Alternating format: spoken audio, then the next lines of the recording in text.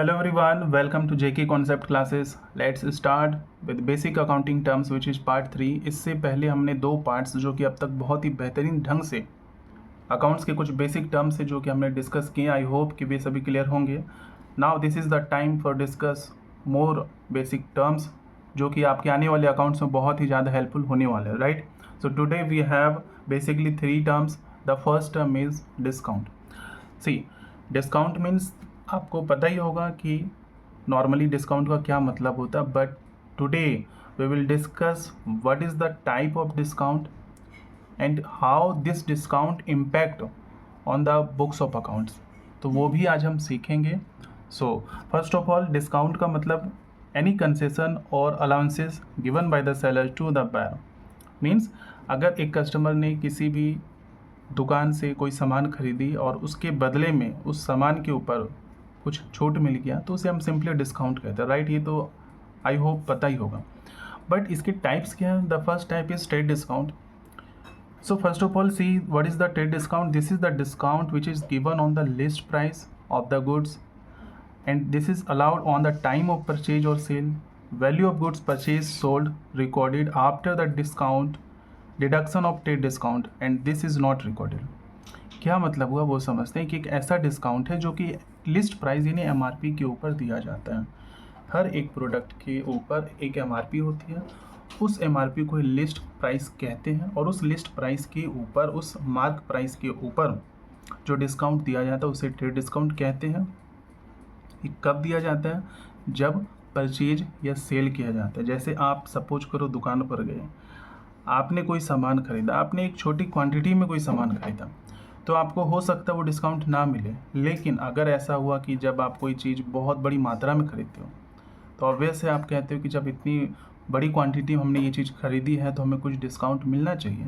तो परचेज के टाइम पर जब डिस्काउंट दिया जाता है उसे हम ट्रेड डिस्काउंट कहते हैं. दूसरी बात, इस ट्रेड डिस्काउंट की रिकॉर्डिंग बुक्स ऑफ अकाउंट्स में नहीं की जाती है. तो किसको की जाती है? ट्रेड डिस्काउंट को हटाने के बाद जो अमाउंट बचता है उसकी रिकॉर्डिंग की जाती है.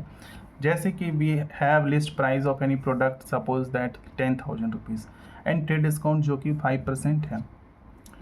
तो इस 10,000 का 5% जो कि 500 बनता है, उस 500 की रिकॉर्डिंग बुक्स ऑफ अकाउंट्स में नहीं होगी, बल्कि 10,000 में से 500 को लेस करने के बाद remaining amount which will be 9,500 rupees, इसकी रिकॉर्डिंग हम बुक में करेंगे, right. So this was the trade discount, right. The second one is cash discount. This discount is given for the encouraging payment given either for the spot payment or within the period and this is calculated after deducting trade discount and it appears in the books. कई बार ऐसा हुआ होगा कि जब आप कोई सामान खरीदते हो और उसी टाइम पेमेंट भी कर देते हो तो कैश में पेमेंट होने की वजह से जो सेलर है वो डिस्काउंट दे देता. तो जब उस पेमेंट की वजह से जो डिस्काउंट दिया जाता है तो उस डिस्काउंट को कैश डिस्काउंट कहते हैं. या फिर सेलर ये कहता है कि अगर आपने इस विद इन पीरियड अगर आपने पेमेंट किया, कि सपोज़ अगर सेलर ये कहता है कि आपने 10 दिन के अंदर, 1 महीने के अंदर, 2 महीने के अंदर पेमेंट किया तो आपको उस पेमेंट के बदले में कुछ डिस्काउंट मिलेगा, तो उसे हम कैश डिस्काउंट कहते हैं. एंड इस कैश डिस्काउंट की जो कैलकुलेशन है वो ट्रेड डिस्काउंट को डिडक्ट करने के बाद जो अमाउंट बचता है उसके ऊपर की जाती है एंड जो भी कैश डिस्काउंट का अमाउंट होगा उसको बुक्स ऑफ अकाउंट्स में रिकॉर्ड किया जाता है, राइट. जैसे कि लिस्ट प्राइस मान लो 10,000 रुपीज़ है and trade discount 5%, cash discount 10% है. तो जो 5% ट्रेड डिस्काउंट है जो कि 500, उसकी रिकॉर्डिंग तो नहीं होगी बुक्स में, बट जो कैश डिस्काउंट 10% वो किसके ऊपर कैलकुलेट होगा? क्या इस 10,000 के ऊपर होगा? नो. क्यों? क्योंकि अभी मैंने बताया कि इसकी calculation after deducting trade discount, यानी कि इस 10,000 में से 5% विच इज़ 500 रुपीज़, इसमें से इस 500 को लेस करने के बाद विच विल बी 9,500, उसके ऊपर इस 10% का कैलकुलेशन किया जाएगा एंड इस 950 का रिकॉर्डिंग किया जाएगा बुक्स ऑफ अकाउंट्स में, राइट. यही था cash discount. Next we have who is solvent. What is the meaning of solvent?